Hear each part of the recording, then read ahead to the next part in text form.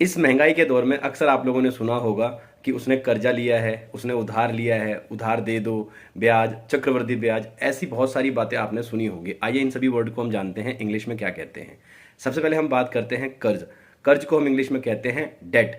इसकी स्पेलिंग तो DEBT होती है, कुछ इसको ना लोग डेप्ट पढ़ते हैं, तो ये बी साइलेंट होता है, तो आपको इसको डेट पढ़ना है। कर्जदार जो होता है उसको हम बोलते हैं डेटर। उधार लेना उसको हम बोलते हैं बोरो। उधार देना इसको हम बोलते हैं लैंड। अगर मुझे बोलना हो उधारी पर, जैसे हम कोई सामान खरीदते हैं ना उधारी पर कि बाद में पैसे दे देंगे, तो इसको हम बोलेंगे ऑन क्रेडिट। अगर हम बात करते हैं ब्याज की तो उसका मतलब होता है इंटरेस्ट।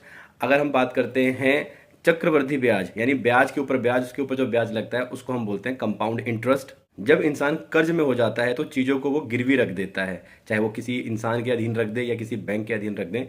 गिरवी को हम इंग्लिश में बोलते हैं मॉर्गेज। इसमें भी हमारा टी साइलेंट होता है, तो मॉर्गेज बनना है, मॉर्टगेज नहीं पढ़ना है इसको।